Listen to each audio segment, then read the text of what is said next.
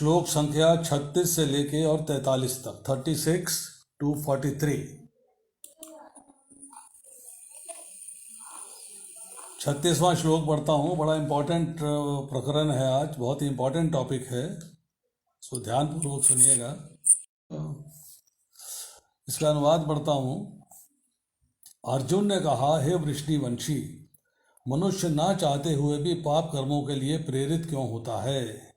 ऐसा लगता है उसे बलपूर्वक उसमें लगाया जा रहा है।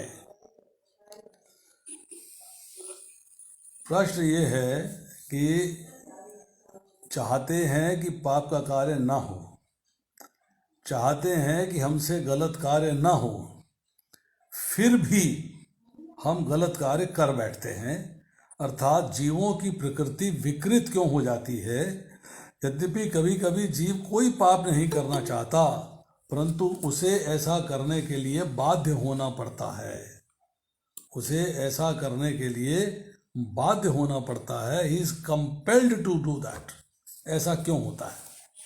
अब देखिए, यहाँ पे सवाल आ रहा है कि जो बुद्धिमान व्यक्ति है, जो विवेकशील है, विवेकशील का अर्थ है जिसे ज्ञान है कि सत्य क्या है और असत्य क्या है, ठीक क्या है और गलत क्या है, राइट क्या है, रॉन्ग क्या है, करणीय क्या है और अकरणीय क्या है, मतलब क्या करना चाहिए क्या नहीं करना चाहिए।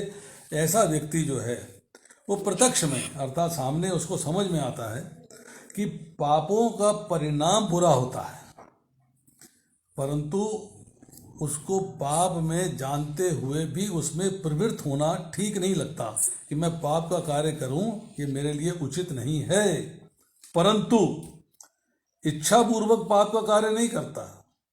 परंतु ऐसा लगता है कि उसे कोई व्यक्ति पाप में लगा रहा है, वो उसके द्वारा पाप कर बैठता। वो व्यक्ति नहीं, मतलब कोई वस्तु, कोई चीज।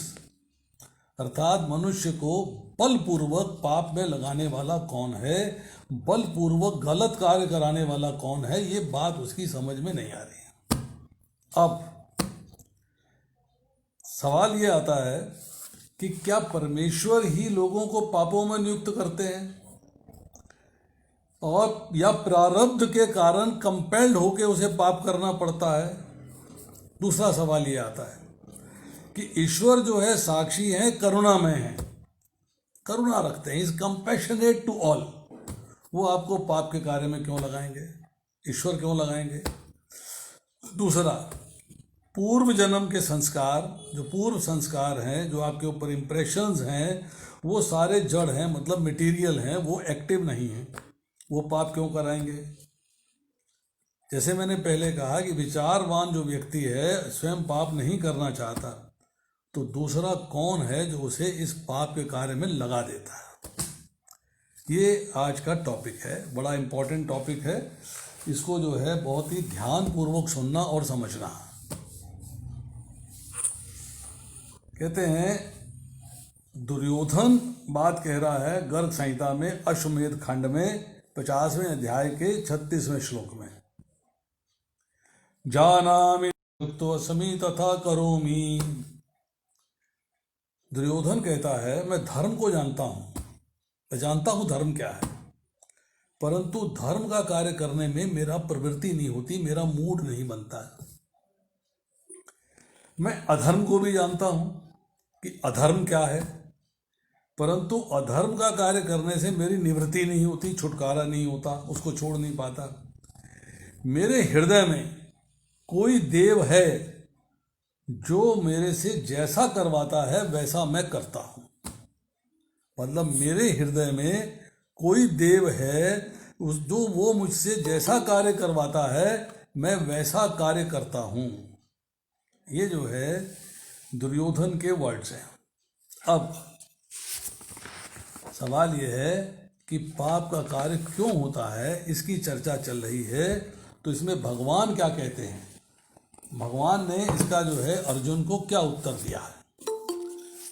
तो भगवान कहते हैं, श्री भगवान उवाच कामेश क्रोधेश रजोगुण समद्भवा महाअश्न महापापमा विद्धि एनम इह वैरिणम। तो यहाँ श्री भगवान ने कहा, हे अर्जुन, इसका कारण रजोगुण के संपर्क से उत्पन्न होने वाला काम है, जो बाद में क्रोध का रूप धारण करता है और जो इस संसार में सर्वभक्षी पापी शत्रु है। मतलब प्रभुपाद लिखते हैं, जब जीवात्मा भौतिक सृष्टि के संपर्क में आता है तो उसका शाश्वत कृष्ण प्रेम, जो उसका इटर्नल लव फॉर कृष्णा है, जो उसके अंदर छुपा हुआ है, वो रजोगुण के कांटेक्ट में आके काम में परिणित हो जाता है। दूसरे शब्दों में, ईश्वर प्रेम का भाव काम में उसी तरह बदल जाता है जैसे इमली को टच कराने से दूध दही बन जाता है। ये काम ही है जो विशुद्ध जीवात्मा को इस संसार में फंसे रहने के लिए प्रेरित करता है। तो ये बात जो है भगवान ने कही। अब इसको थोड़ा सा समझते हैं।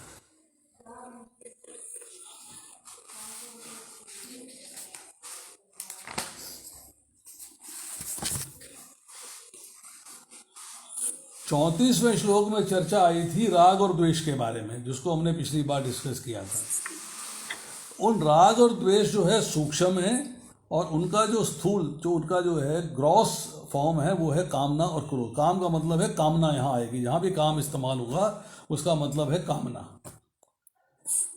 कामना प्रधान है क्योंकि ये राग का क्रॉस स्वरूप है। मतलब राग को जब हम स्वरूप देखेंगे उसका, तो वो कामना है। इसी से क्रोध की उत्पत्ति होती है।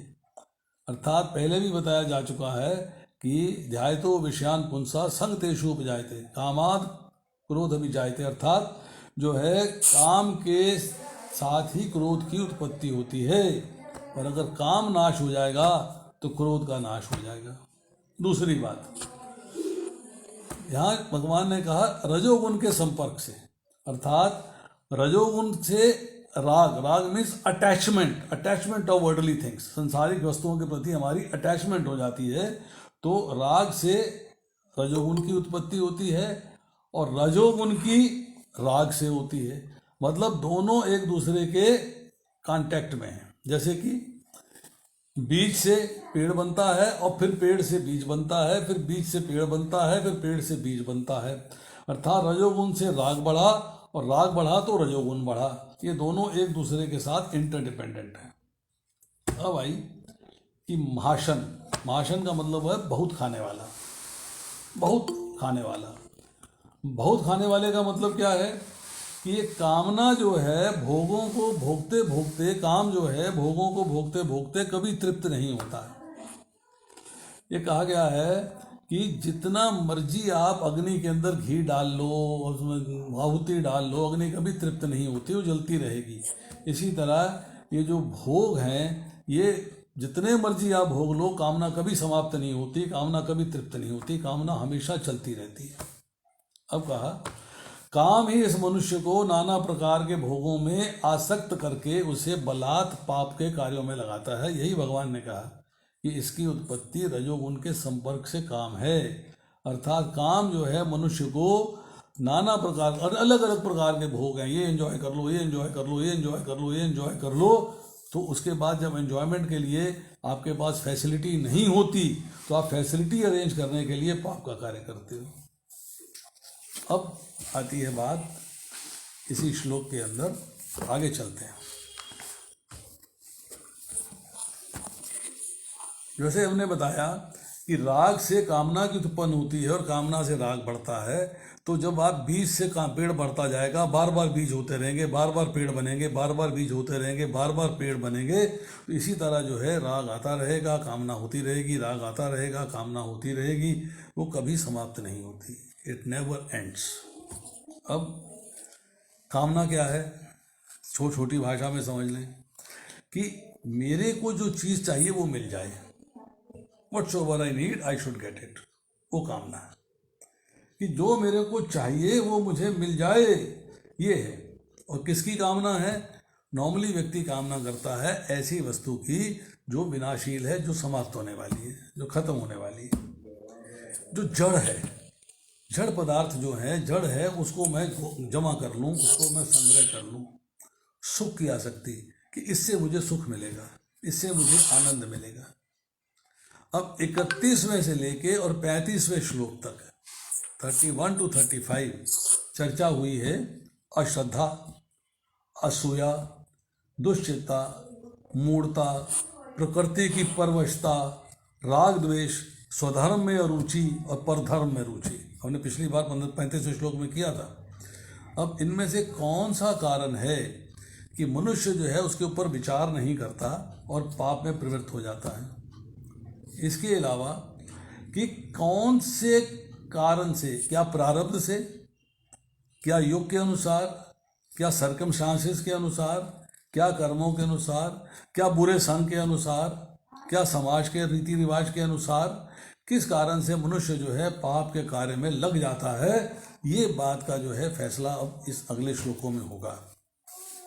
अब हम करते हैं श्लोक संख्या 38।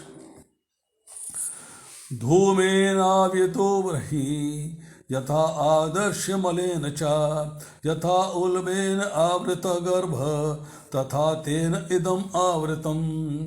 जिस प्रकार अग्नि धुएं से, दर्पण धूल से या भ्रूण गर्भाशय से आवृत रहता है, उसी प्रकार जीवात्मा इस प्रकार काम की विभिन्न मात्राओं से आवृत रहता है। अब देखिए, ये एक बहुत ही इम्पोर्टेंट श्लोक है कि किस तरह से हम उसको अंडरस्टैंड कर सकते हैं, किस तरह से हम जो है इसको समझ सकते हैं। देखिए, 38वें श्लोक के अंदर चर्चा है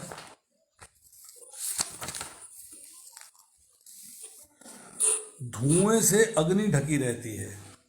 धुआं तब निकलता है जब अग्नि दिखाई नहीं देती, जब अग्नि आ जाती है तो धुआं गायब हो जाता है। धुएं से अग्नि ढकी रहती है, इसका मतलब क्या है कि जब कामना होती है तो व्यक्ति का विवेक जो है ढक जाता है। विवेक का मैंने पहले बात बताई, क्या करनी है, क्या करनी है, क्या करना चाहिए, क्या नहीं करना चाहिए, क्या राइट है, क्या रॉन्ग है, इसका जो है सारा जो डिस्क्रिमिनेशन है, जो आर्ट ऑफ डिस्क्रिमिनेशन है, वो ढक जाती है। जैसे धुएं से ढकी रहती है पर अग्नि फिर भी काम करती है, अग्नि फिर भी काम करती है। इसी तरह अगर कोई कृष्णा कॉन्शियसनेस को प्रैक्टिस कर रहा है, अर्थात वो साधक है, और उसमें अगर कामना आ गई है और वो सावधान हो जाए तो उसका विवेक काम करता है, फिर वो अंडरस्टैंड करता है, क्योंकि सावधान हो गया है, अलर्ट हो गया है, तब उसका विवेक काम करता है। He can discriminate right and wrong के बीच में। तो इसका मतलब ये है कि जो फर्स्ट स्टेज है ये, इसके अंदर साधक जो है कामना के बारे में समझ लेता है और उसको पता है ये जो मेरे को वस्तु प्राप्त है हमेशा मेरे साथ नहीं रहने वाली, अभी मेरे पास नहीं है, साथ नहीं रहेगी, बाद में भी मेरे पास नहीं रहेगी, तो क्या होगा, वो इसको डिस्कार्ड कर देता है, उसके प्रति अट्रैक्शन नहीं रहता। अब उसके आता है दूसरी बात, दर्पण की बात हुई कि मैल से, अगर मिट्टी से, धूल से दर्पण जो है ढक जाता है तो क्या आप अपनी शक्ल देख सकते हो? नहीं दिखाई देती।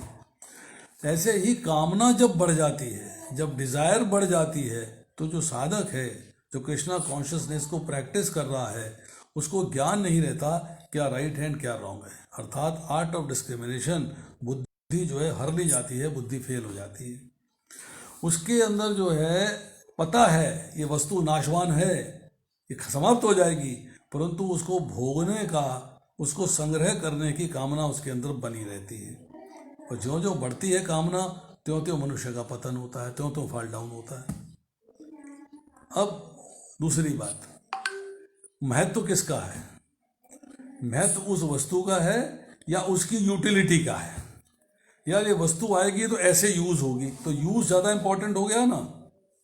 यूज के लिए वस्तु चाहिए कि मुझे ये यूज होगा इसलिए मुझे वो वस्तु चाहिए, तो उस वस्तु को प्राप्त करने की कोशिश करता है।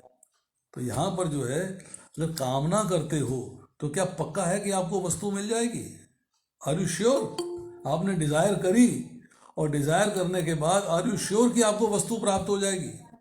वस्तु प्राप्त होगी आपके भाग्य से, वस्तु प्राप्त होगी आपके कर्मों के फल में अवेलेबल है तो मिल जाएगी, नहीं होगी तो नहीं मिलेगी। आप उसके लिए कामना करने की आवश्यकता ही नहीं है, क्योंकि वो ऑटोमेटिकली मिलती रहेगी, ऑटोमेटिकली मिलती रहेगी, उसके लिए आपको कामना करने की जरूरत नहीं है।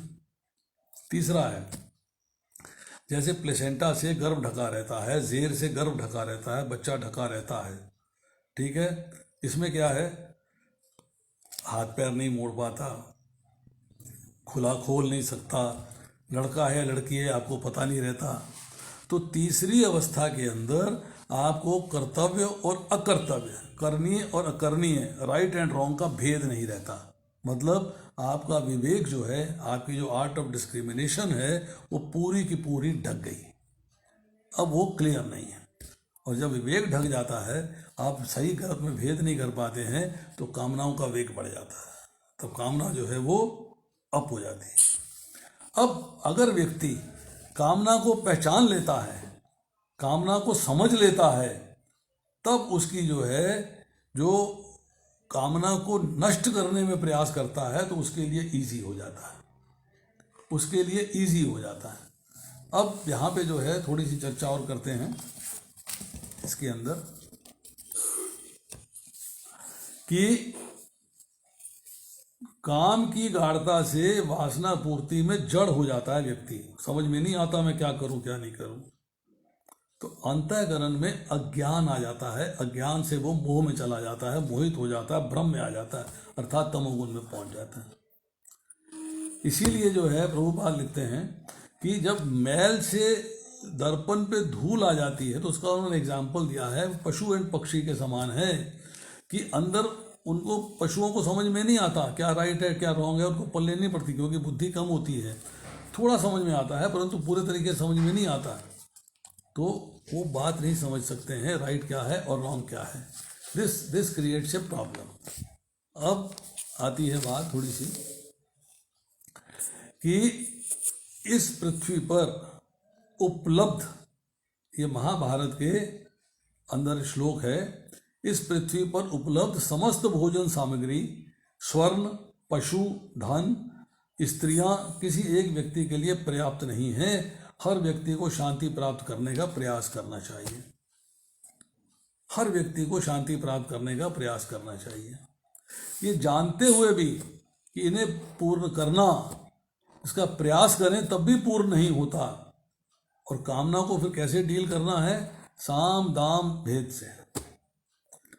दंड नहीं आप दे सकते, कामना को दंडित नहीं किया जा सकता, साम दाम और भेद से इसे काबू किया जा सकता है।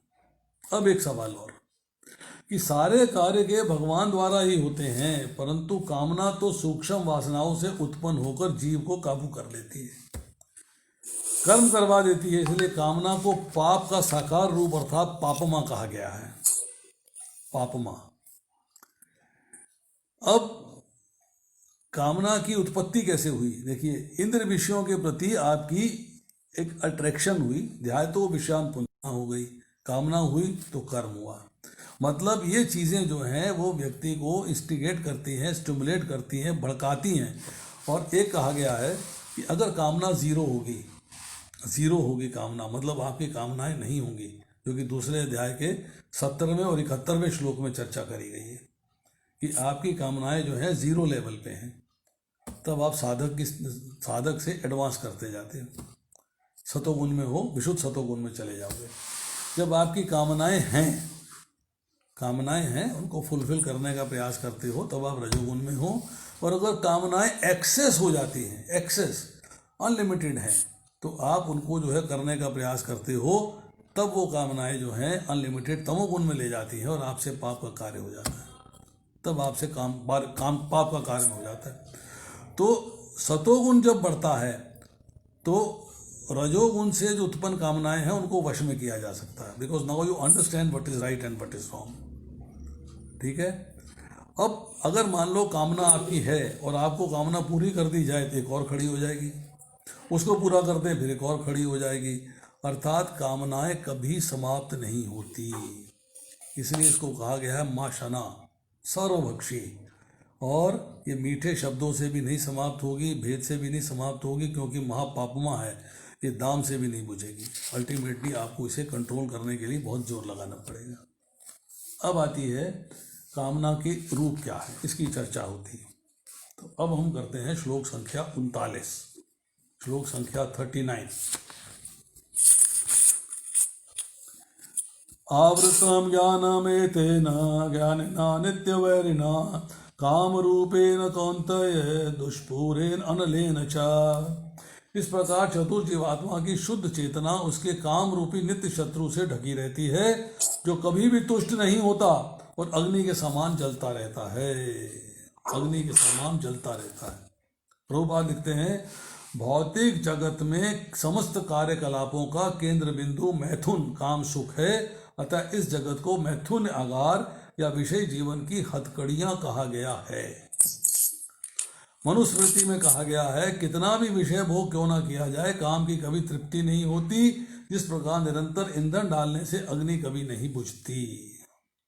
काम अज्ञान का प्रतीक है, जिसके द्वारा जीवात्मा इस संसार में रहता है। इंद्र तृप्ति का भोग करते समय हो सकता है कुछ प्रसन्नता की अनुभूति हो, किंतु यह प्रसन्नता की अनुभूति इंद्र भोक्ता का परम शत्रु है। अब देखिए क्या है, कामना के रूप क्या है, ये देखें। श्रीमद् भागवतम के 9वें स्कंद के 19वें अध्याय के 14वें श्लोक में कहा गया है, मनुस्मृति के 2 अध्याय के 94वें श्लोक में। मनुस्मृति की मैंने चर्चा करी, भागवतम की चर्चा करते हैं। विषयों के उपवेग से काम कभी शांत नहीं होता, बल्कि घृत से अग्नि की भांति और अधिक बढ़ता जाता है। जैसे घी अग्नि में डालते हैं तो अग्नि बढ़ती जाती है, इस तरह कामना जो है शांत करने की कोशिश करोगे और बढ़ती जाएगी। कामना कभी समाप्त नहीं होती। अग्नि को अनल कहते हैं, इसलिए अग्नि को अनल कहते हैं। और जो पूर्ण ना हो उसे दुष्पूर्ण कहते हैं। तो यहां पर जो है अनल और दुष्पूर्ण 2 शब्द इस्तेमाल हुए हैं। ज्ञानेन शब्द इस्तेमाल हुआ है, ज्ञानेन यथार्थ ज्ञान की प्राप्ति के लिए साधन करने वाले विवेकशील साधक का, मतलब जो ज्ञान की प्राप्ति करना चाहता है, साधना कर रहा है, सही और गलत में भेद समझता है, ऐसा प्रैक्टिसिंग पर्सन जो है उसको ज्ञानेन कहा जाता है। और काम जो है सबको अधोगति में ले जाता है, निम्न लोकों में ले जाता है, इसलिए उसे जो है वैरी कहा गया है, वैरिणम। और इसके अलावा इससे छुटकारा कब मिलता है, छुट्टी कब मिलती है, तो कहते हैं कि किसी संत या महापुरुष या शास्त्र के उपदेश से परमात्मा के तत्व का ज्ञान हो जाता है। उस समय कामना अगर अटैक भी करती है तो कामना का नाश करने का सिस्टम आपके अंदर प्रकाशित हो जाता है, आप उसको छोड़ देते हो। अब देखिए, कामना है अप्राप्त को प्राप्त करने की इच्छा, जो अवेलेबल नहीं है आपके पास, अप्राप्त है, उसको प्राप्त करने की इच्छा जो है वो कामना कहलाती है। वासना सूक्ष्म कामनाएं जो कि बड़ी सटल डिजायर्स हैं, जो कि दबी हुई हैं। स्पृहा, स्पृहा का अर्थ है कि डिजायर है कि ये वस्तु में मेरा अटैचमेंट हो गया है, मेरी प्रियता हो गई है, मेरा अटैचमेंट हो गया है, मेरा राग हो गया है। आसक्ति कि वस्तु में प्रियता हुई, अटैचमेंट हुई, फिर उसकी अच्छी क्वालिटीज दिखाई दी, फिर उसमें अट्रैक्शन हो गया, आप उसमें आसक्त हो गए। आशा, वस्तु मिलने की संभावना मिल सकती है, आई कैन गेट इट, मैं हो सकता है, मैं इसको मिल सकती है, मैं इसे ले सकता हूँ। उसके बाद लोभ, मिल गई है तो अधिक वस्तु की चाह, और मिल जाए, ये नहीं मिले दूसरी वस्तु मिल जाए और मिलती जाएगी, इसको लोभ भी कहते हैं। उसके बाद तृष्णा भी है। उसके बाद मतलब आप जो है अल्टीमेटली उसको किसी भी कीमत पे प्राप्त करना चाहते हो, तो याचना हो गई, हाथ जोड़ के मुझे दे दो यार, आई मस्ट गेट इट, भगवान मुझे दिलवा दो, भगवान मुझे ये वस्तु दिलवा दो, तो आप याचना करते हैं। अब जीव जो है, जीव वो भगवान का नित्य दास है, जीवेरे स्वरूप कृष्णेर नित्य दास, वो भगवान का नित्य दास है। अब नित्य दास होने के नाते उसका कार्य है सेवा, परंतु वो क्या है, कामना जब बढ़ती है तो कामना जो है, जीव जो है कामना की दासता स्वीकार कर लेता है, उसके अंडर आ जाता है, उसका दासत्व स्वीकार कर लेता है, भगवान का दासत्व तो भूल जाए, भगवान को तो भूला हुआ है, संसार को याद रखे हुए है, तो सांसारिक कामना के पीछे जो है वो अपना अट्रैक्ट हो जाता है, उसके ऊपर अट्रैक्ट हो जाता है। अब जो अज्ञानी पुरुष है, जिसे भगवान का ज्ञान नहीं है, जिसे शास्त्र का ज्ञान नहीं है, जिसे भगवान के साथ अपने संबंध का ज्ञान नहीं है, ऐसा व्यक्ति क्या करता है, कामना को मित्र मानता है। वो ठीक है, वो मिल जाए तो बस ठीक है, उसकी इच्छा जो है भौतिक वस्तुओं की, संसारिक वस्तुओं की हो जाती है। अब ज्ञान का एक्चुअल अर्थ क्या है?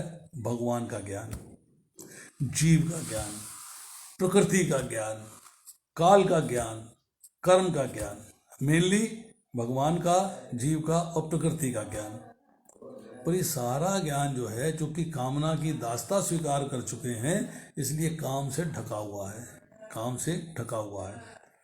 जैसे कि आप बच्चा पैदा होता है तो आप ज़ेर को चीर के बच्चे को बाहर निकालते हो, या धुएं को चीर के अग्नि को प्रकट करते हो, इसी तरह ज़ेर और धुएं का नाश होता है। इस तरह जब तक जो है कामना का नाश नहीं होगा, तब तक भगवान के साथ आपका संबंध का प्रकट नहीं होगा, भगवान आपके सामने प्रकट नहीं होंगे।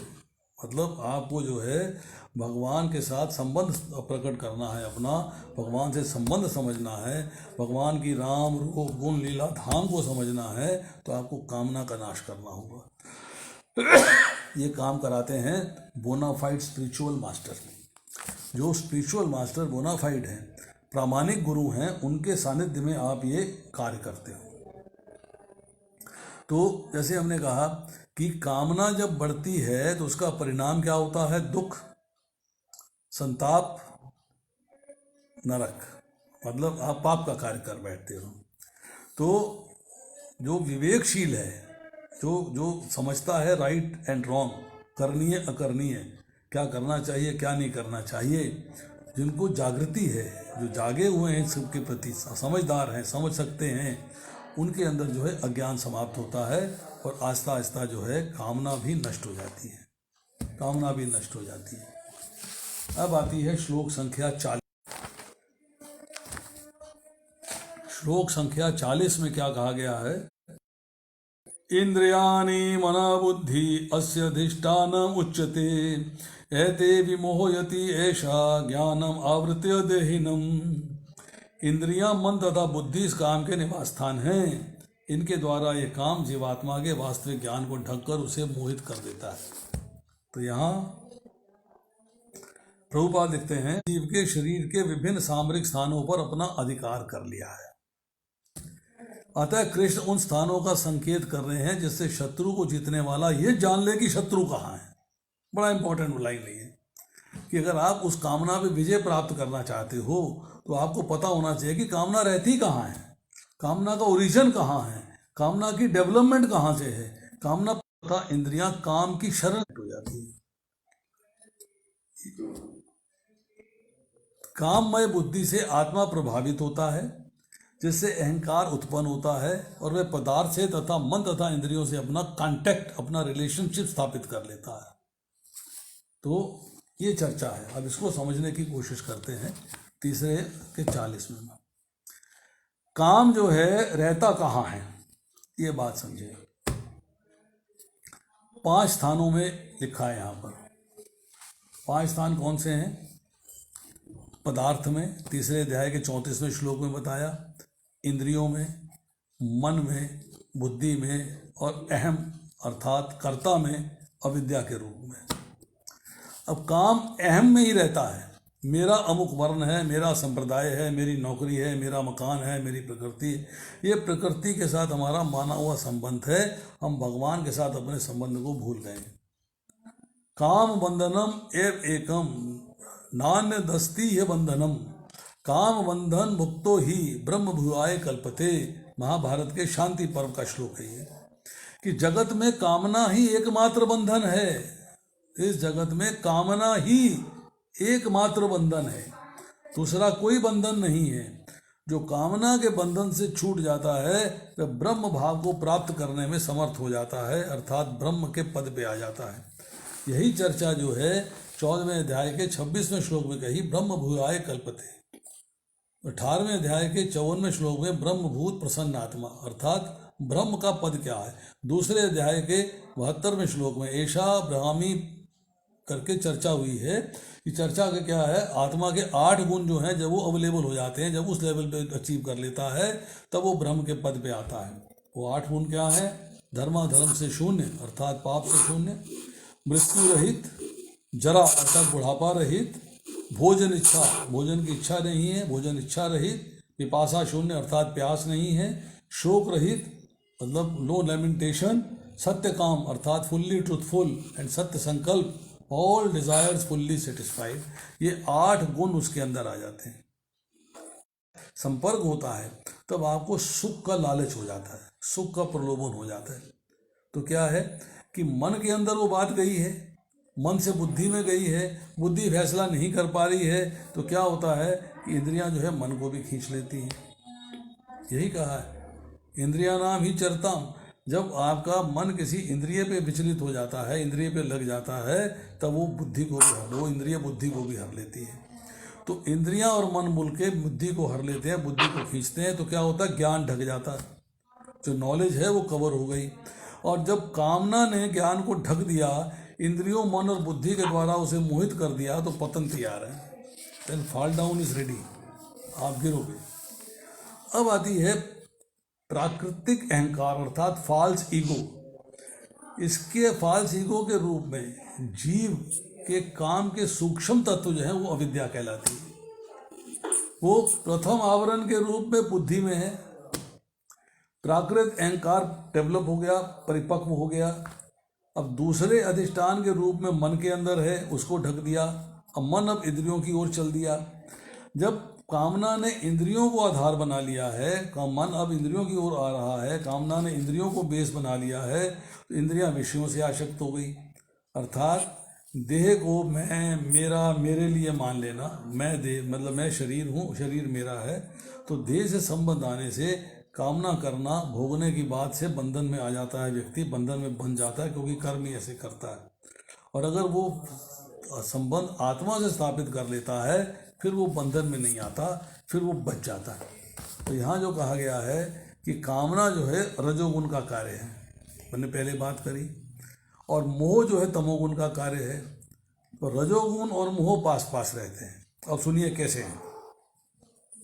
तमोगुण, रजोगुण और सत्वगुण, ये तीनों में 1, 10 और 100 का डिफरेंस है।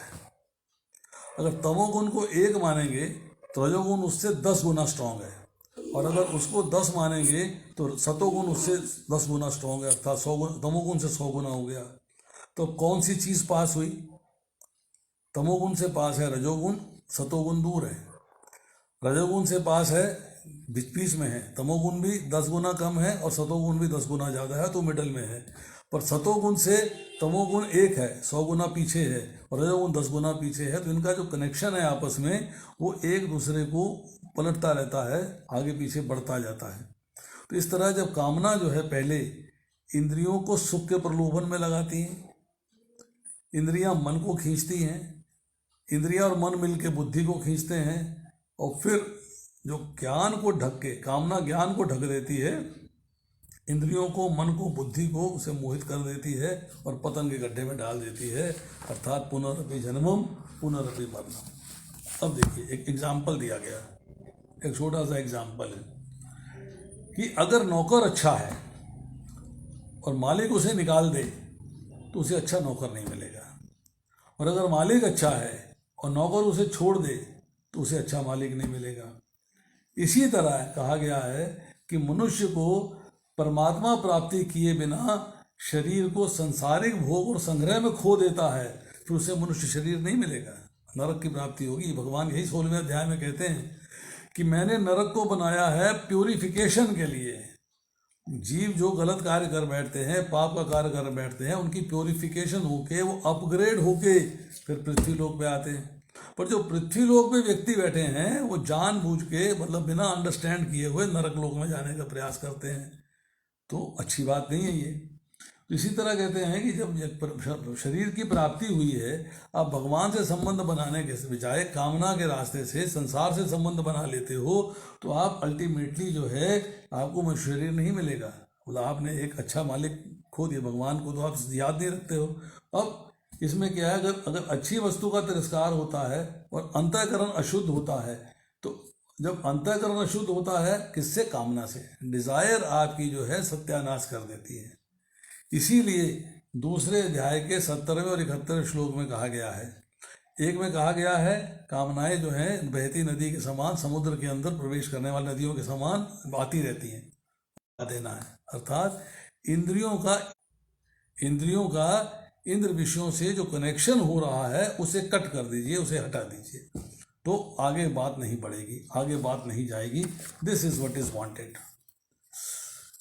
अब आते हैं हम श्लोक संख्या 41 में, 41 में।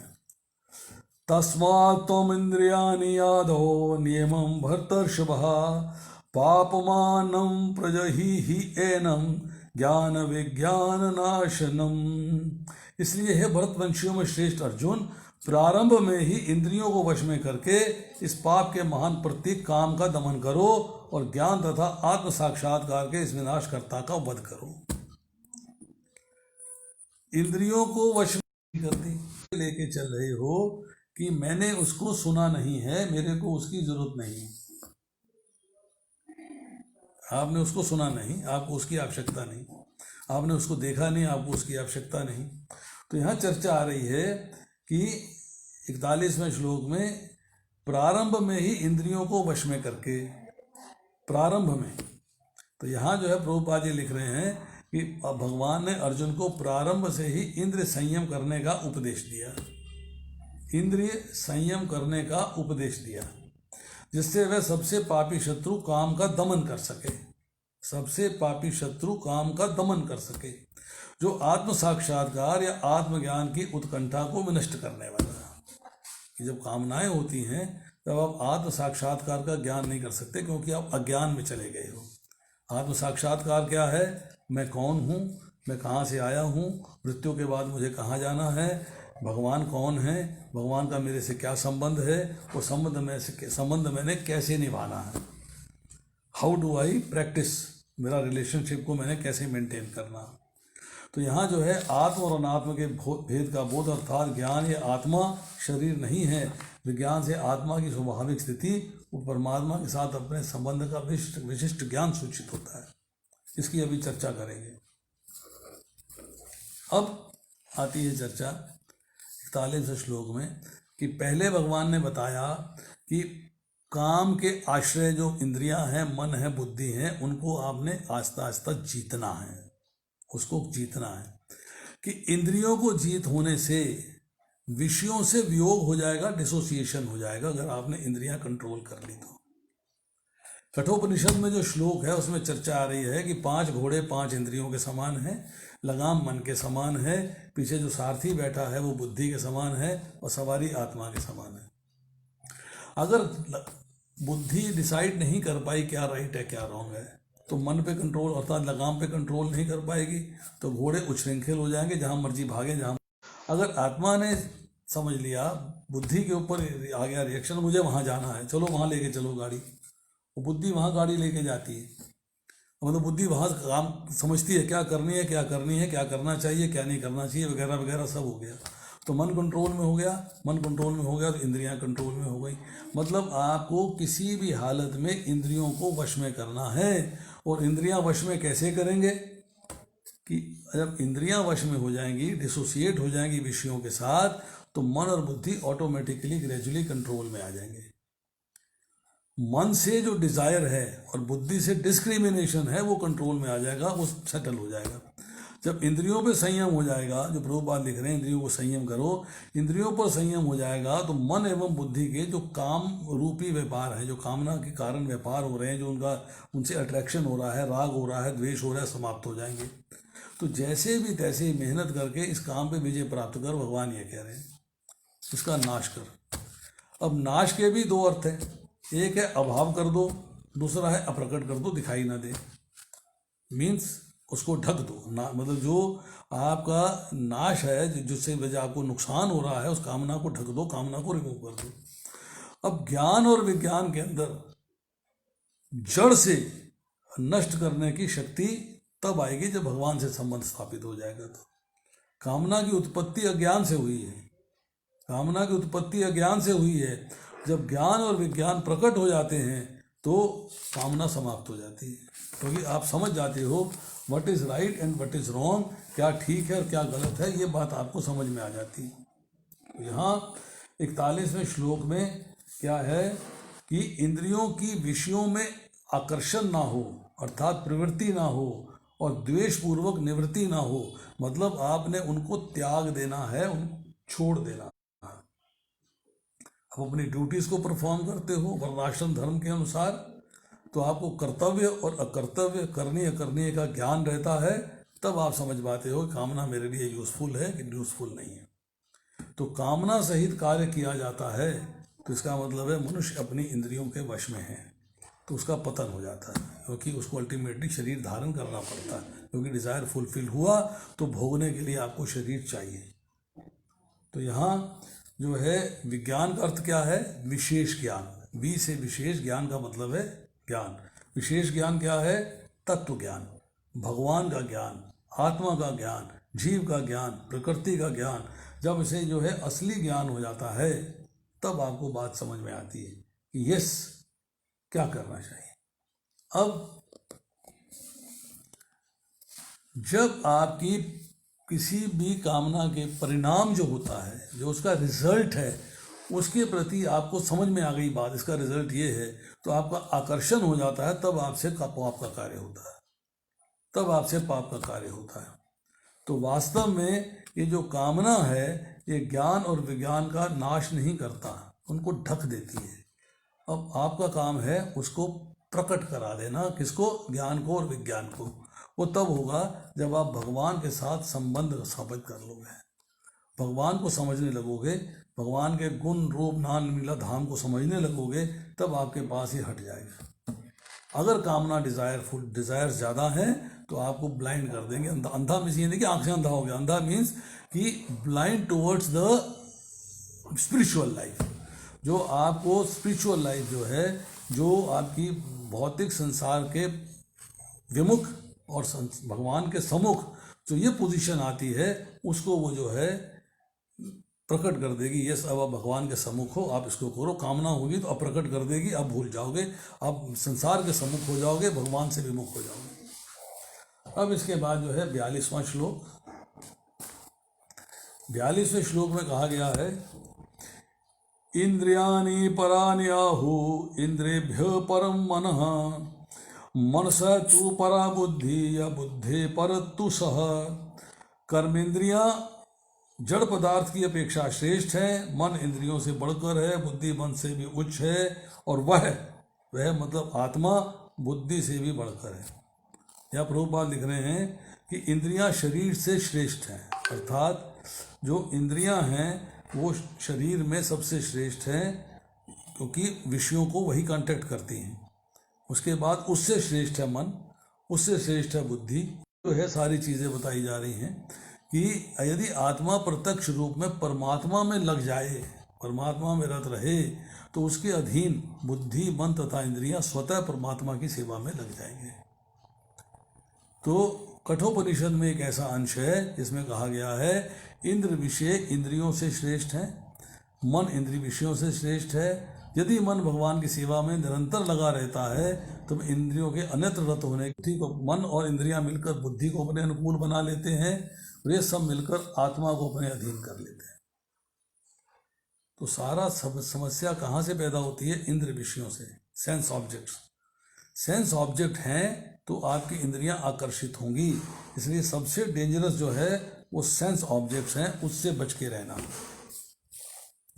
तो यहाँ कहते हैं कि बलवती होने के कारण, क्योंकि वो पावरफुल रूलर रहता, मन नहीं सोता, मन जाग रहा है, तो बुद्धि जो है मन से भी श्रेष्ठ है, मन से भी प्रबल है।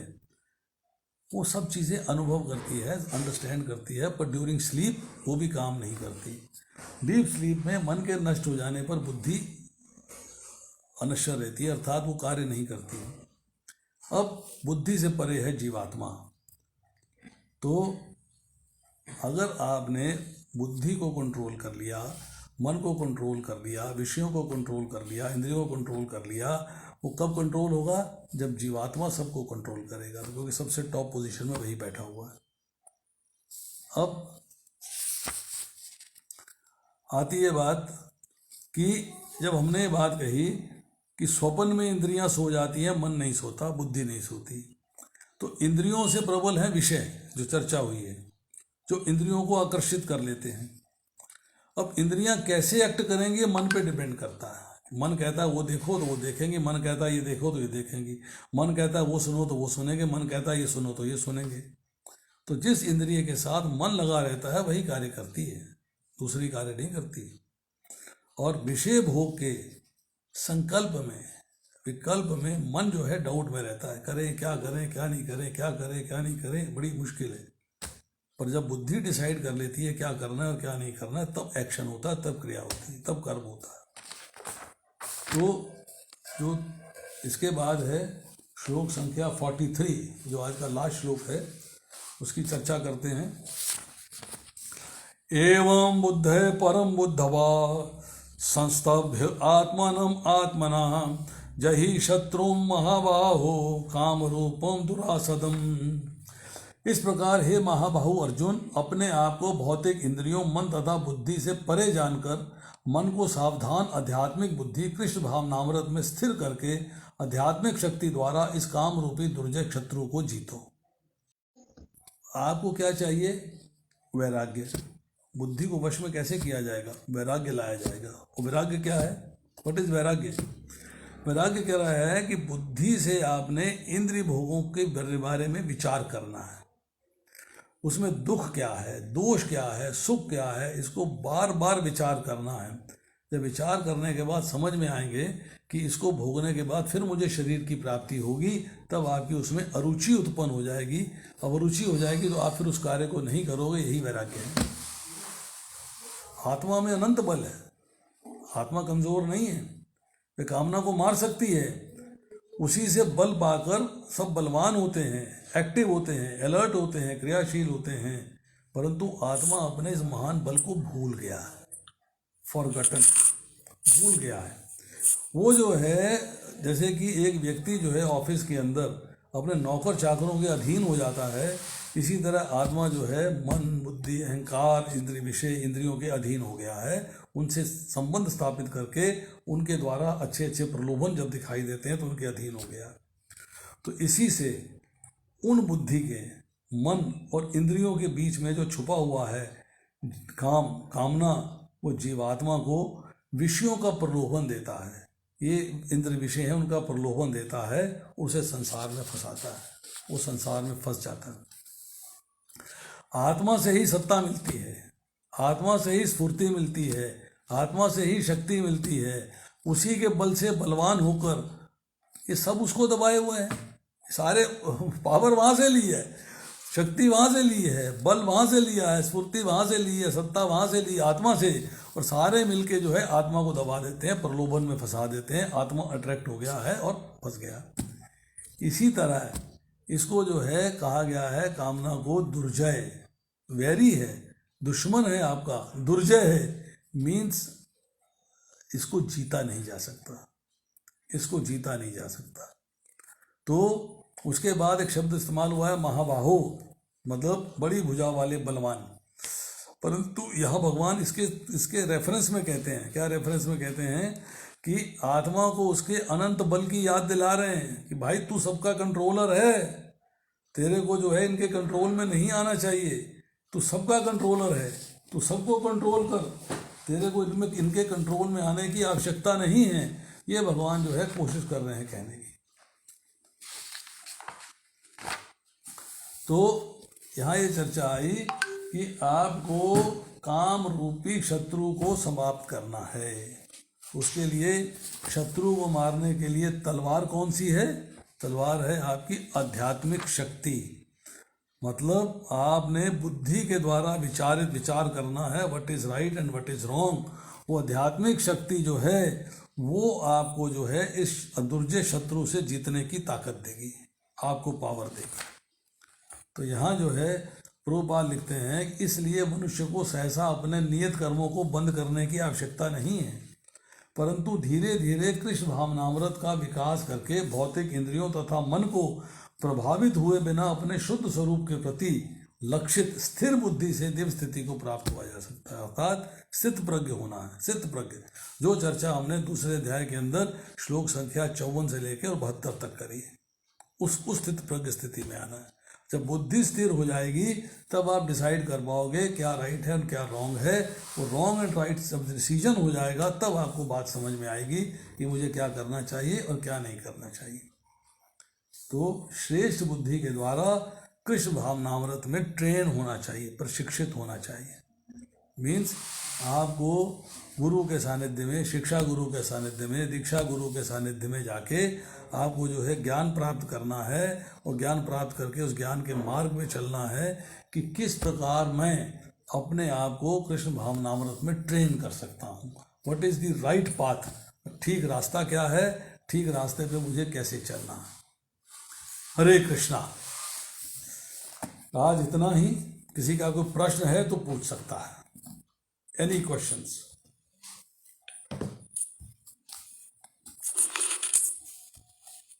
हरे कृष्णा प्रभु जी, दंडवत प्रणाम। दंडवत प्रणाम माता जी, बोलिए। प्रभु जी, आज का जो मेरे मन में क्वेश्चन था, आज कई दिन पहले से ये क्वेश्चन सोच रही थी पर उसका आज तो आंसर मिला। फिर भी मेरे मन में ये बात हो रही है कि ये पाप जो है, ये पाप की सृष्टि ही अगर शुरू से नहीं होती, भगवान ने जैसे काल कर्म प्रकृति सब कुछ बनाए इसके अंदर में, अगर ये पाप को न दे करके इससे अगर मुक्ति होती तो आज जितनी पाप बढ़ रही है, इतनी पाप बढ़ रही है, इसका कंट्रोल कैसे हो रहा है? देखिए, भगवान ने आपको इंडिपेंडेंस ऑफ विल दिया है, क्योंकि कोई तो स्वतंत्र इच्छा करने का अधिकार। समझे? जी, स्वतंत्र इच्छा। भगवान ने आपको स्वतंत्र इच्छा करने का अधिकार दिया है। तो आपकी मर्जी है कि आप किस प्रकार की इच्छा कर सकती हैं, जैसी इच्छा चाहें वैसा करें। अब एक व्यक्ति, जब यहाँ बताई गई बात कि जब भोगों से आकर्षित हो जाता है, जब वो विंतर विषय उसके सामने आते हैं, उससे आकर्षित हो जाता है, तो उन भोगों को भोग, भगवान के दास हो तो आपको भगवान की सेवा करनी है। परंतु जब हम कामना के मार्ग में फंस जाते हैं, हम कामना को ले आते हैं कि yes I want to enjoy, yes I want to enjoy. जब आप एंजॉय करना चाहते हो और एंजॉय करने के लिए आप जो है गलत कार्य कर बैठते हो, वो किसकी वजह से है? आपकी डिज़ायर जो है आपकी independence of free will say है। आपकी फ्री विल है, आप जो मर्जी करो। आपकी मर्जी है 8 से 9 कथा में बैठो, आपकी मर्जी है 8 से 9 टीवी पे पिक्चर देखो, सिनेमा हॉल में पिक्चर देखो, मॉल में जाओ, बाजार में घूमने जाओ, सैर सपाटा करो, बर्थडे पार्टीज में जाओ, ये जाओ वो जाओ, जो मर्जी करो, इच्छा आपकी है। चॉइस तो आपकी है ना, चॉइस तो आपकी है। अब आपके पास ऑप्शन अवेलेबल है। अब आप उस ऑप्शन को अंडरस्टैंड करते हो कि अंडरस्टैंड नहीं करते हो, कितना अंडरस्टैंड करते हो, कितना अंडरस्टैंड नहीं करते हो, ये डिपेंड करता है आपकी बुद्धि पे कि बुद्धि में डिस्क्रिमिनेटरी पावर है कि डिस्क्रिमिनेटरी पावर नहीं है। उसमें फैसला करने की शक्ति है या फैसला करने की शक्ति नहीं है। वो ठीक और गलत में फैसला कर पाती है कि ठीक है गलत में फैसला नहीं कर पाती है। अगर वो नहीं कर पाती है तो आप जो इच्छा करेगी वो करोगे, आपकी जो इच्छा करेगी वो करोगे आप। तो ये आप पे डिपेंड करता है, दिस सोनली डिपेंड्स ऑन यू, क्योंकि आपको इंडिपेंडेंस ऑफ फ्री विल दिया है। अगर भगवान ने पुण्य बनाया है तो पुण्य को अपोजिट पाप भी बनाया है। क्यों? दिन बनाया है तो रात भी बनाई है, हर्ष बनाया है तो शोक भी बनाई है, सुख बनाया है तो दुख भी बनाया है, तो पुण्य बनाया है तो पाप भी बनाया है। तो भगवान क्या कहते हैं? भगवान कहते हैं माँ कर्म पर हेतु भूमा, मतलब तुम्हें जो है कोई ऐसा कार्य नहीं करना चाहिए जिसके फल में तुम्हें शरीर भोगना पड़े। फिर से शरीर मिले, बिल्कुल। जिसका फल हो, फल प्राप्त होगा। जैसे केला है या सेब है, संतरा है या टमाटर है, तो खाने के लिए मुख चाहिए, मुख के बिना तो नहीं खा सकते ना। नहीं होगा, नहीं। इसी तरह अगर आपको फल प्राप्त होगा तो उस फल को भोगने के लिए शरीर चाहिए, चाहे फल स्वरूप। लेकिन गुस्सा हम जिससे भी पूछे बोले काम से, लेकिन मैं ये समझ नहीं पाती ये गुस्सा मुझे कब आता है।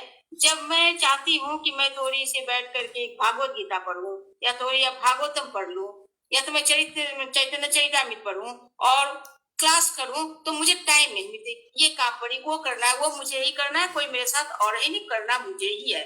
तो उसमें मुझे बहुत गुस्सा आती कि मैं सारी जिंदगी निकाल दिया काम काम करके, और अब जब मैं जो चाह रही हूँ तो वो मुझे मिल नहीं रहा है। मैं इसके लिए ऐसे पागल हो जाती है कि मैं क्या करूँ, इतनी गुस्सा थी, मेरी सारी समय निकल गई। अब थोड़ी सी समय वो भी क्या मैं इसी में लगा दूं कि मैं वो काम ना करूँ जो मैं चाह रही हूँ। कामना तो ये है, मैं समझ रही ये भी कामना है, तो क्या ये तमोगुण में आएगी प्रभु जी? देखिए ऐसा है जी कि हम लोग जो है भक्ति करना जी चाहते हैं। जी भक्ति के अंदर हम लोग चाहते हैं कि हम प्रोग्रेस करें। जी बच्चा पढ़ना चाहता है और प्रोग्रेस करना चाहता है तो उसको एक टीचर चाहिए, एक ट्यूटर चाहिए। जी टीचर चाहिए उसे। स्कूल में टीचर मिलता है, जी ठीक है। बच्चा स्कूल में पढ़ के आता है, आप घर में ट्यूटर लगा के देते हो कि बेटा वहाँ समझ में नहीं आई होगी, इस ट्यूटर से अच्छे तरीके से पढ़, जी बढ़िया तरीके से पढ़। अगर वो ट्यूटर पसंद नहीं आता है तो ट्यूटर बदल देते हो, फिर दूसरा ट्यूटर लगा देते हो। अगर वो भी समझ में नहीं आता है तो तीसरा लगा देते हो, वो समझ में नहीं आता है तो चौथा लगा देते हो। जी आप चाहते हो कि आपके बच्चे के 99% मार्क्स आए, मार्क्स है। 98% मार्क्स आए। उसके लिए आपको ट्यूटर बार बार बदलना पड़ता है, तो आप बदलते हो क्योंकि आप समझते हो कि ये ट्यूटर मेरे बच्चे को ट्रेन करने में ठीक नहीं है। जी आपको भौतिक लाइफ में और स्पिरिचुअल लाइफ में अर्थात आध्यात्मिक लाइफ में ट्रेन करना नहीं, ट्रेनिंग नहीं हुई आपकी जी जी कि दोनों में तालमेल कैसे बिठाना है, जी दोनों में समन्वय कैसे बिठाना है, दोनों को बैलेंस कैसे करना है, जी किस तरीके से मैनेज करना है। जी आपको जो तोते की तरह थोड़ा बहुत पढ़ा दिया, उस तोते की रटत लगी हुई है, वही कर रहे हैं वही कर रहे हैं वही कर रहे हैं। आप उसको समझ नहीं रहे हैं, जी जी समझ नहीं रहे हैं कि उसे करना कैसे चाहिए, कैसे? कि मुझे भौतिक संसार में और आध्यात्मिक संसार में तालमेल कैसे बिठाना है। उसका गाइड कौन है आपका? जी गाइड आप ये स्वयं तो हो, बात जी यू आर सेल्फ गाइड। और अपने को आता नहीं, आता नहीं बिल्कुल। ठीक है कि नहीं? अपने को आता नहीं। जी आधी बात यहाँ से सुनी, आधी बात यहाँ से सुनी, कुछ वहाँ से सुन लिया, कुछ वहाँ से सुन लिया, कुछ वहाँ से सुन लिया, वहाँ से सुन लिया, सारी बातें दिमाग में गड़बड़ है।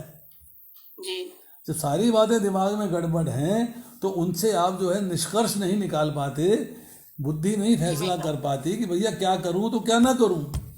और गाइड है नहीं, जी गाइड है नहीं जो आपको गाइड करे, या आपको गाइड से गाइडेंस लेने में हिचक होती है, या जिसको आपने गाइड बनाया है 1% XYZ कोई भी आपने गाइड बनाया है, वो कहता है मेरे सिवाय और कोई नहीं, जो मैं कहता हूँ वही करो। आपके क्वेश्चन है दबा देता है, आंसर नहीं देता, दबा देता है, ठीक है कि नहीं?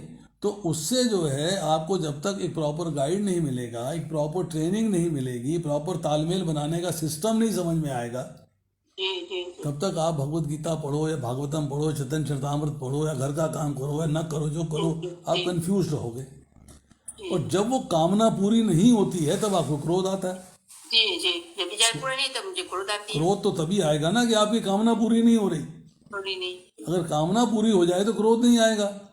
जी अब मान लो दिन में जो है 36 घंटे हो जाए जी और घर का काम 6 घंटों में निपट जाए, 8 घंटे आप सो जाओ, 14 घंटे गए, 22 घंटे आपके पास हैं पढ़ने के लिए, जी भगवान की सेवा करने के लिए, तब तो बल्ले बल्ले हो जाएगी। 24 घंटे में हो नहीं पाती। 8 घंटे सोना है, 2-4 घंटे घर का काम करना है, 6 घंटे किचन में लगाने हैं, तो उसके बाद अपना क्या पढूं क्या ना पढूं। और जो पढ़ते हैं वो समझ में नहीं आता। जी मजे की बात यह है कि जो हम पढ़ते हैं क्या हम उसे समझ पाते हैं? क्या हमें समझ में आता है? समझाने के लिए कोई है नहीं, जी समझाने के लिए कोई है नहीं, जी बात नहीं।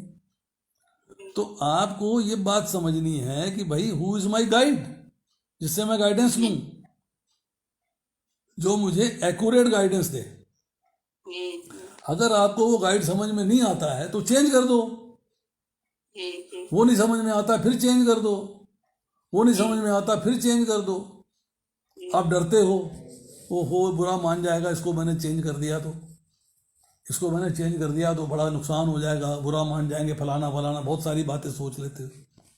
जब बच्चे को पढ़ाते हो तब आप गाइड को चेंज करते, टीचर चेंज करते हुए हिचकिचाते नहीं। जी भाई मेरे बच्चा नहीं नंबर लाएगा तो मैं तेरे को क्या करूं? मेरे बच्चे के नंबर तो आने चाहिए। चाहिए जी। तू कुछ करा नहीं रहा है, बच्चा पास नहीं हो रहा है, नंबर आ नहीं रहे हैं। वो 55% लेता था, ज़्यादा 6 महीने पढ़ा दिया और 65% पे आया। 6 महीने में तो 95% पे आ जाना चाहिए था। तूने क्या पढ़ाया? तब आप पछताते हो। तो हमें भी अपने इस संसार के अंदर तालमेल बिठाना है कि भाई मेरा घर के काम ये है, मेरी स्पिरिचुअल लाइफ ये है, मुझे दोनों में तालमेल कैसे बिठाऊं, दोनों कार्य कैसे करूं, कैसे मैनेज करूं, मेरा क्या होना चाहिए, ये आपको क्लियरेंस होनी चाहिए, ये अंडरस्टैंडिंग होनी चाहिए, ये बात समझ में आनी चाहिए। वो समझ में नहीं आ रही है। क्योंकि समझ में नहीं आ रही है इसलिए क्रोध आता है, क्योंकि आप उसको कर नहीं पाते, क्रोध आता है। हाँ, मेरी कामना पूरी कामना पूरी नहीं हुई, कामना पूरी नहीं हुई। ओहो, वो तो चैतन्य चरितामृत का तीसरा आदि लीला खत्म करने वाली मेरी अभी जो है, मेरी अभी आदि लीला खत्म नहीं हुई। प्रभु जी, मेरे साथ यही हो रही है। भाई वो आदमी करोड़पति है, आप तो नहीं हो, तब आप क्यों रो रहे हो? गुजारा कर रहे हो नहीं कर रहे? जी गुजारा कर रहे हो कि नहीं कर रहे हो? बिल्कुल। उसके पास तो जहाज है, आपके पास तो कार भी। जी जी फिर आप टेंशन में क्यों हो? भाई जो देखिए, कामना करने से नहीं मिलता, जी, कामना करने से नहीं मिलता, जो प्रारब्ध में है वो मिलता है, मुझे मिलता है ठीक है कि प्रारब्ध नहीं? जो है। पर आप जो है जो आपकी घरेलू कामनाएं हैं उनको आपने मैनेज करना है, भगवान की सेवा को मैनेज करना है, अपने स्वाध्याय को मैनेज करना है, अपनी पढ़ाई को मैनेज करना है, अपने घर के काम को मैनेज करना है। जी तो ये जो काम धाम है, जो सारी चीज़ें हैं, इनमें आपको एक प्रॉपर गाइड चाहिए। वो गाइड जब गाइड करेगा, जो एक्सपीरियंस होगा, प्रभुपाद लिखते हैं for every congregational devotee who is grihastha, जी ऐसा कॉन्ग्रेगेशनल डिवोटी जो कि गृहस्थ है, उसको एक सीनियर गृहस्थ से गाइडेंस लेनी चाहिए। गाइडेंस में। कि कहाँ लेती हो आप, किससे लेती हो? सीनियर होना चाहिए आपसे। अभी तो कोई गाइडेंस नहीं। गाइडेंस तो सभी समझे कि आप, हाँ, आप ही लोगों की जो क्लासेस है वो नहीं, देखिए, भागवतम क्लास, आपकी भागवत गीता सुनिए, क्लास, ये क्लास तो मैं करती हूँ लेकिन देखिए मेरी पढ़ बात नहीं पाती सुनिए, हूँ। मेरी बात सुनिए। हमारी क्लास के अंदर तालमेल बनाने का कोई फार्मूला नहीं बताया जा रहा, वो पर्सनल गाइडेंस है, ये वो पर्सनल गाइडेंस वो है, पर्सनल चाहिए। है, उस तरह की गाइडेंस तो अभी है नहीं। वो पर्सनल गाइडेंस है। दिल्ली में थे ना, वहाँ पर देखिए, यहाँ नहीं है। देखिए, आप बीमार होते हो, आपने इंटरनेट पे पढ़ लिया जी बीमारी का ये इलाज है, ये जी बच्चा है, आप उसे स्कूल क्यों भेजते हो? सारी किताब जी ठीक है, इंटरनेट पे टीचिंग कोर्सेज हैं, जी। फिर आप स्कूल क्यों भेजते हो? फिर घर में तो ट्यूटर सही क्यों, गाइडेंस मिले वो पढ़ सके। फिर क्यों सही घर में गाइडेंस, ट्यूटर लगाते हो? फिर ट्यूटर क्यों लगाते हो घर में? सही गाइडेंस मिले। अरे किताब ला दी, ले बेटा ये पकड़ किताब, ये ले पकड़, ये मैं तेरे लिए फिजिक्स लेके आई हूँ, पढ़ इसको। तो अम्मा पहला पन्ना नहीं समझ में आया क्या करोगे? बिल्कुल you have to have guidance, guidance, क्योंकि सही गाइडेंस। देखिए अब मैं बताता हूँ, आपने बीमारी के बारे में पढ़ लिया, जी अब डॉक्टर पे जाते हो, आपकी सारी स्टोरी सुनता है, आपकी हिस्ट्री सुनता है, आपकी सारी बातें सुनता है, 5 क्वेश्चन पूछता है, 5 का आपसे उत्तर प्राप्त करता है, फिर आपको डिसाइड करता है कि आपको क्या देना चाहिए और क्या नहीं देना चाहिए। और जब आपको दिया है तो उसको 3 दिन के बाद, 5 दिन के बाद असेस करता है कि इससे ठीक नहीं हुआ कि ठीक हुआ है, ठीक हुआ है तो कितने % ठीक हुआ है, नहीं हुआ है तो भाई क्यों नहीं हुआ है, इसको आगे इन्वेस्टिगेट करो, आगे जांच करो, दवा बदलो, कुछ करो। मतलब आप उससे आप गाइडेंस लेते हो ना। जी अब आप सेल्फ गाइड हो, ओहो मुझे बुखार हुआ था, मैंने पैरासीटामॉल खा ली, बुखार था टाइफाइड, 10 दिन के बाद आए टाइफाइड बिगड़ गया, पेट की आंत फट गई, फिर बोलो हो डॉक्टर साहब मैं क्या, मैं तो पैरासीटामॉल खाता रहा। भाई तो फिर डॉक्टर का रोल तो खत्म हो गया। तो जो स्पिरिचुअल गाइड है, गाइड का रोल है एक, वो आपको गाइड करेगा, आपकी एक एक समस्या का हल बताएगा, वो आपके घर की समस्या का हल बताएगा, पारिवारिक समस्या का हल बताएगा, इकोनॉमिक समस्या का हल बताएगा, आपका सब कार्य करेगा वो। प्रभुपाद कहते हैं we should guide on financial aspects, economic aspects, spiritual aspects, family aspect, social aspect, हमें हर एस्पेक्ट पे गाइड करना है। तो आप पूछेंगे नहीं, आपके पास ऐसा कोई गाइड, गाइडेंस नहीं। आपके पास गाइडेंस किसी की नहीं है, जी, और अभी गाइडेंस उसकी लेनी है, प्रभुपाद ने लिखा है, जो आपसे सीनियर ग्रस्त कपल हो, सीनियर ग्रस्त हो, उससे जी गाइडेंस लेनी है, किसी जूनियर से नहीं, ब्रह्मचारी से नहीं। ब्रह्मचारी बेचारों ने शादी नहीं करी, उन्हें क्या पता भैया वही प्रॉब्लम्स क्या आती हैं, नहीं गिरस्त के भी फैमिली में पता ही नहीं। प्रॉब्लम्स क्या आती हैं, समझाइए आप। जी मैं एक फैमिली में गया लेक्चर देने के लिए, अशोक विहार की बात है, आज से कोई 15-16 साल हो गए होंगे। जी हमने उनको बोला जी भगवत गीता में हर प्रश्न का उत्तर है। बोले जी अच्छा। हमने कहा जी बिल्कुल। बोले ये बताओ सास बहू के झगड़े का उत्तर कहाँ है? अच्छा सास और बहू का झगड़ा है, उसको कम कैसे किया जाए? माता जी हंस रही वहां पे कलावती माता हंस रही है बोली सास और बहू के झगड़े का उत्तर क्या है? जी अब भगवत गीता के माध्यम से जवाब देना है, बताओ क्या उत्तर है? तो गाइडेंस मांगी ना उसने, उसके घर में झगड़ा होता होगा, जी जी जी उसके उसने घर गाइडेंस में मांगा है, सास और बहू में बर्तन खटकते होंगे, झगड़ा होता होगा, उसने ये क्वेश्चन कर दिया। जी तो गाइड का मतलब यह है कि वो गाइड करेगा कि ये इसका आंसर भगवत गीता में क्या है, और उसका आंसर क्या है उसके ऊपर बेस करके आपको अपना जीवन चलाना है। जी इसलिए धामलीला माता टेंशन मत करो, स्पिरिचुअल गाइड ढूंढो कोई, किसी से फोन पे क्वेश्चंस करो, अपने प्रॉब्लम सारी बताओ, प्रॉब्लम डिस्कस करो, उनसे उनसे चर्चा करो, उसके बाद उत्तर प्राप्त करो। प्रभु जी यहाँ आने के बाद में अब तक अभी तो फिर वही दिल्ली से ही मुझे फिर से कांटेक्ट करनी होगी, और कोई उपाय नहीं। मेरी जो सुरभि क्लास चलती थी वहां मुझे बहुत कुछ सॉल्व हो जाते थे हर क्वेश्चन के, और आपके पास प्रभु जी इतना टाइम नहीं, मैं आपको परेशानी नहीं आप देती, मुझे मैं एक आपका बात बताओ, डिस्टर्ब आप इतने दिन से क्लास अटेंड कर रही थी, तो उस क्लास में आपने जी कहा प्रॉब्लम सॉल्व हो गई है, फिर गुस्सा क्यों आ रहा है? जब प्रॉब्लम उसमें सब सॉल्व हो परिस्थिति गई है फिर गुस्सा प्रभु क्यों जी आ रहा है?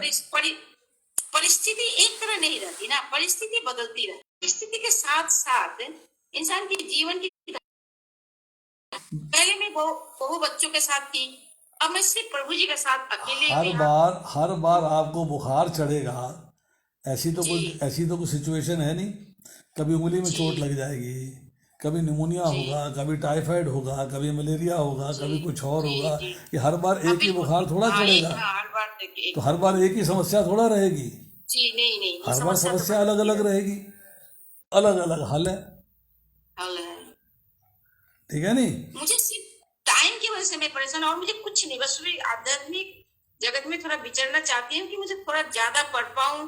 क्लासेस तो मैं कर लेती हूँ, आपकी क्लास कर लेती हूँ, दीननायक प्रभु जी की क्लास कर लेती हूँ, और मायापुर से भागवत श्रुति और महाराज जी, ये तीन तो मेरा ठीक है, रेगुलर है रूटीन में। कभी कभी पिछली बार मेरे पास संडे आ गया था, आपका जो मैसेज आया ना उसमें संडे दे दिए वो थे, गलती से टाइप हो इसके गया, पहले वो टाइपिंग हाँ, एरर अब है। मैं उसी के बाद संडे के लिए बैठ गई, सैटरडे मेरी छूट गई। चलिए कोई बात नहीं, वो एक टाइपिंग एरर था जो मेरे को बाद में पता लगा कि भैया ये गलती हो गई है, जी बस। लेकिन मैंने पढ़ लिया, ऐसी तो मैंने भागवत गीता तो मैं पढ़ के वहां तक आप तक पहुंच गई, लेकिन चलिए कोई बात, ये तो हो गई, ये देखिए, तीन तो मेरे लिए ठीक है, मैं पढ़ नहीं पा रही जितने थी। मैंने लेक्चर दिए हैं उसका जी 90% जो है वो मेरे पास रिकॉर्डेड है, उसको मैं जी जी यूट्यूब पे चढ़ा देता हूँ। मैं यूट्यूब का लिंक भेजूंगा सबको व्हाट्सएप पे, वो बैठ के जी आराम से एक लेक्चर को 5-5 बार सुनो, हाँ तब तब बात तो समझ ठीक में है, आएगी। ठीक है, यूट्यूब पे तो मैं आराम से सुन लूंगी, और क्योंकि उसके मैं बाद पढ़ नहीं पा रही हूँ। उसके बाद आपकी जो प्रॉब्लम्स हैं, जो गुस्सा जी है, क्रोध है, जी मोह है, जी विभ्रम है, जो भी जी है, उसके जी लिए जी आप ढूंढो कि आपको किस स्पिरिचुअल गाइड से ये गाइडेंस लेनी है, और फिर उससे जी टाइम फिक्स करो। किसी के पास टाइम जी नहीं है, जी किसी के पास टाइम नहीं जी है, ये मैं आपको बता दूं। मैं जी एक बार जो है कार में जा रहा था कहीं, मेरे आगे एक ऑटो जा रहा था, ऑटो के जी पीछे बड़े बड़े शब्दों में लिखा है टाइम नहीं है। सही बात है। समय का अभाव सबके साथ है, बट जी you have to find a proper guide who can guide you, who can give you some time on phone. जरूरी नहीं है कि आपसे कोई पर्सनली मीटिंग करके बात करे, फोन के ऊपर जी गाइड जी करे। आप ढूंढिए किसी को जिसको आप उचित समझें, उसको ढूंढिए, उसकी गाइडेंस लीजिए, देखिए गाइडेंस से फायदा जी होता है कि नहीं होता। न समझ में आए तो गाइड ठीक चेंज कर दीजिए। ठीक ठीक ठीक प्रभु, ये मेरा कारण है, वो हंसने लगे थे। और तब तो क्रोध मीन्स मुझे तो नरक में जाना है। देखिए ऐसा है कि महाराज को ऐसे प्रश्नों पे तंग नहीं करना चाहिए, उनके पास बहुत नहीं, काम है। मुझे समझ, मैं बहुत परेशान थी, मैं समझ में नहीं आई, मैं क्या करूं। सोचा मैं पूछूंगी, मैं महाराज से कभी कोई क्वेश्चन उनके नहीं, मैं पास उनके उनके सामने पास जाकर बहुत बैठ के काम भी है, मैंने कभी क्वेश्चन नहीं किया। तो और उनको मैं तंग मेरे अपनी लाइफ में पहली क्वेश्चन थी कि महाराज से मैंने तो ये क्वेश्चन उनको किया तंग था। नहीं करना चाहिए। अच्छी। चलिए और ये मैं बताइए, कभी, किसी का प्रश्न है कोई? हरे कृष्णा प्रभु जी। हाँ हरे जी कृष्णा, बताओ। धन्यवाद, प्रणाम प्रभु जी। प्रभु जी, बोलो। मेरा एक प्रश्न है। हाँ हम पढ़ते हैं गीता में, आपने भी बताया कि आत्मा ग्रेटर है, मतलब आपके बुद्धि, मन और आपके इंद्र विषय से। ठीक है, हम समझ में आता है, ठीक है, हम फिर ठीक हो जाते हैं, बट अगले दिन हम भूल जाते हैं। हम सोएंगे, कुछ लोगों से बातें करेंगे, अगले दिन फिर हमारे माइंड से आउट हो जाएगा। तो ये बहुत शॉर्ट मेमोरी है। तो इस किस तरह से कंटिन्यूअसली याद रखा जाए कि हाँ हम इससे परे हैं, हम माइंड से परे हैं, ये माइंड हम नहीं है, बुद्धि हम नहीं है। और इसको किस तरह से हमेशा परमानेंटली रिकॉल किया जाए, कुछ तरीका ऐसा? आपने भगवत गीता कितनी बार पढ़ी है? तो ये पढ़ लिए हैं, भक्ति शास्त्री भी कर लिए और एक दो बार वो भी कर लिए, फिर क्यों नहीं समझ में आ रही बात? बट कंटिन्यूअसली ना हम पढ़ भी नहीं पाते मुझे एक्चुअली क्या है। नहीं नहीं, जब भक्ति शास्त्री कर ली है, इतने एडवांस्ड हो गए हो, फिर क्यों नहीं समझ में आ रही बात? नहीं, समझ में आ गई प्रभु जी, समझ में आ गई है। मैं कह रहा हूँ भूल जाते हैं। देखो जैसे कि आज हमें मालूम वही है, मैं कह ठीक रहा है, हूँ, हमारा माइंड, फिर मैं कह रहा अगले हम हूँ, वही मैं कह रहा हूँ, क्यों भूल जाते हो भाई? वही शॉर्ट मेमोरी है ना कलयुग, तो वही किस तरह से कंटिन्यूअसली करें इस चीज को? भाई ये तो आप ट्रेंड हो गए हो, शास्त्री हो गए हो भाई, तुमको कह रहे हो, मुझे ये पता नहीं लग रहा। I am surprise. मेरा सवाल किया था कि तुमने भगवत गीता कितनी बार पढ़ी है, मेरा क्वेश्चन ये था। शास्त्री में वैसे भी एक दो बार पढ़ी है, इतना भी नहीं, 3 या 4 या 5 ऐसे मैक्सिमम होगा। 3 4 5 बार, 3 बार या 4 बार है, चलो एवरेज 4 बार लगा लेते हैं।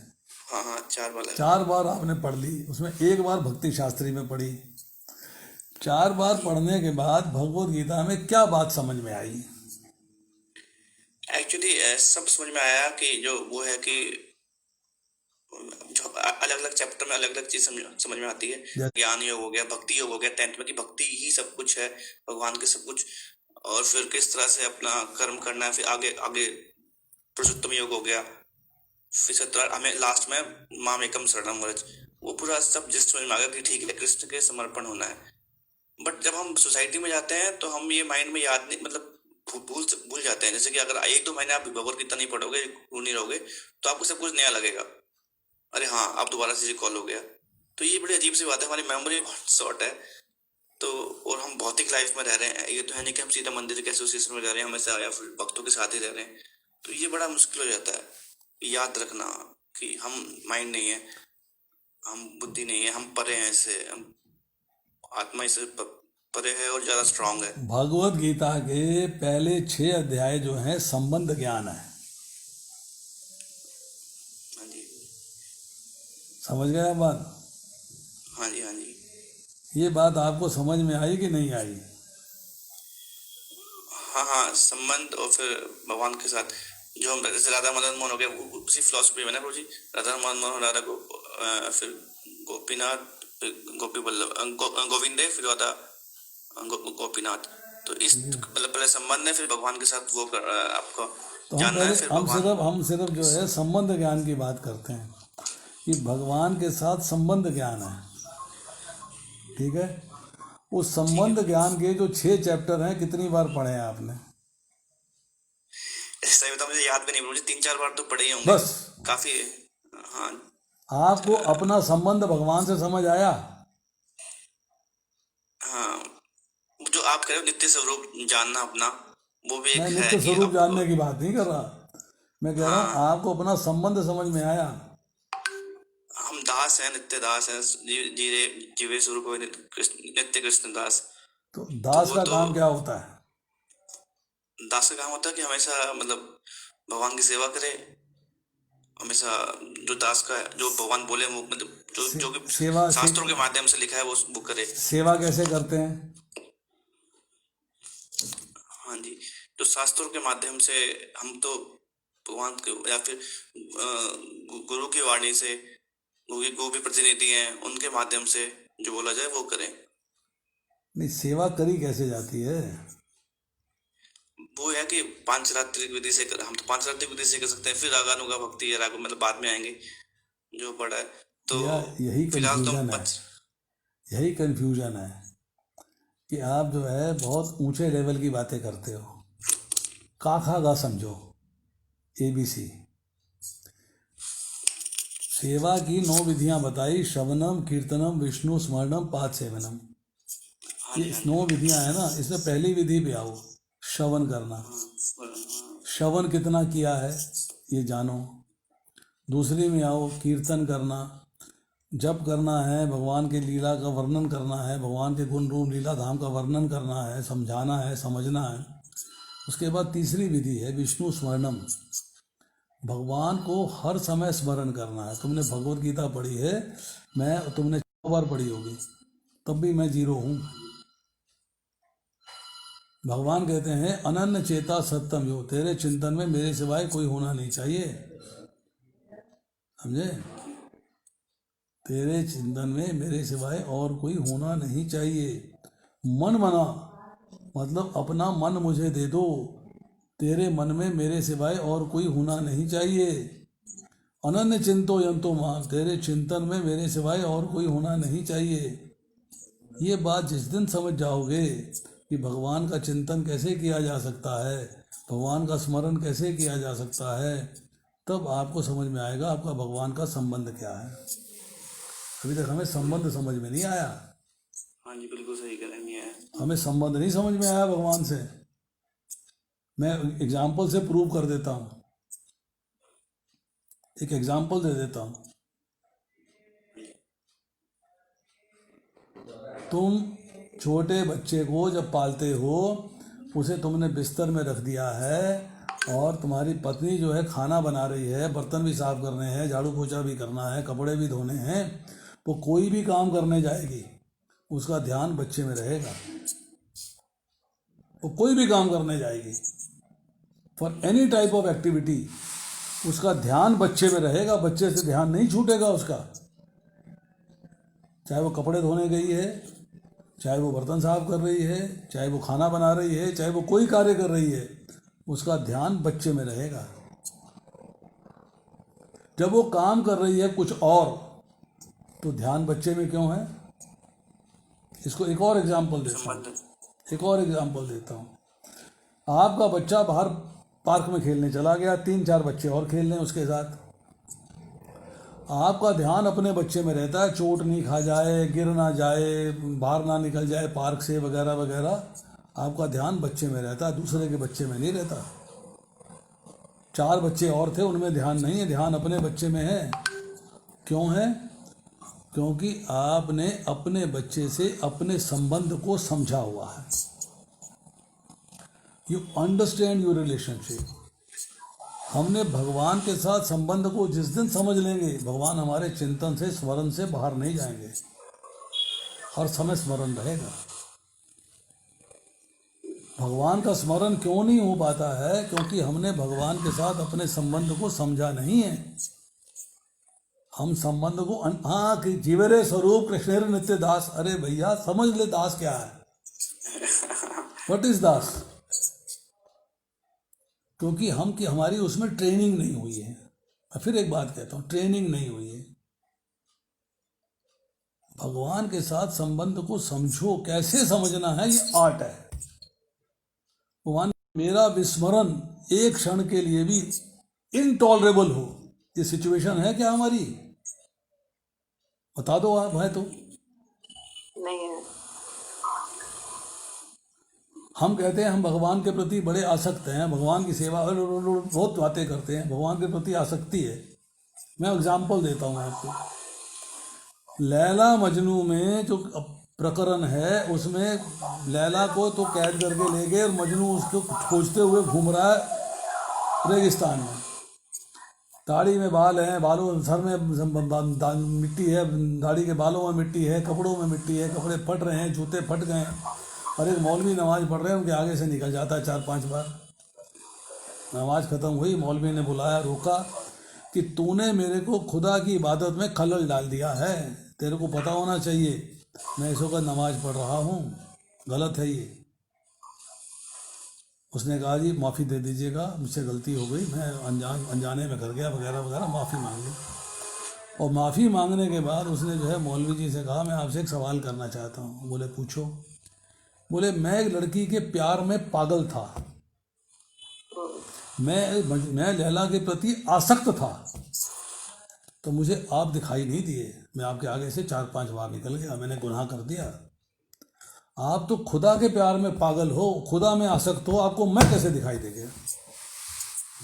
वो लेवल है तुम्हारा नहीं कि आपको मैं कैसे दिखाई दे गया? वो लेवल ऑफ आसक्ति चाहिए, तब भगवान से संबंध समझ में आएगा। अभी हमने भगवत गीता पढ़ी नहीं, हम भागवतम पढ़ रहे हैं, चैतन्य चरितामृत पढ़ रहे हैं, हम उसके बाद पता नहीं क्या पढ़ रहे हैं। अरे भाई पहले प्राइमरी बुक मास्टर करो। बच्चे को पहले पहाड़े टेबल्स याद कराए जाते हैं, टेबल्स मास्टर होंगे तब मैथमेटिक्स आगे पढ़ेगा। वो कैलकुलस नहीं करा देंगे। 12वीं की पढ़ाई पहले दिन नहीं करा। प्रभुपाद जी क्लियरली लिखते हैं Bhagavad Gita is the art of learning. ये ABCD है भक्ति की। भागवतम ग्रेजुएशन है, बहुत सालों के बाद पढ़नी पड़ेगी। चैतन्य चरितामृत पोस्ट ग्रेजुएशन है, उसके बाद पढ़ो। हम लोग पहले ही दिन भागवतम भी पढ़ लें, चरितामृत भी पढ़ लें, सामृत सिंधु भी पढ़ लें, ये भी पढ़ लें, वो भी पढ़ लें, उसके बाद पता लगे सब दिमाग में गड़बड़ हो गया, कुछ समझ में नहीं आ रहा। जब तक भगवान के साथ संबंध को नहीं समझ लोगे तब तक प्रोग्रेस नहीं होगी। भगवान का स्मरण इंपॉर्टेंट है। स्मरण मीन्स हर क्षण भगवान का स्मरण रहे, वो इंपॉर्टेंट है। वो आर्ट है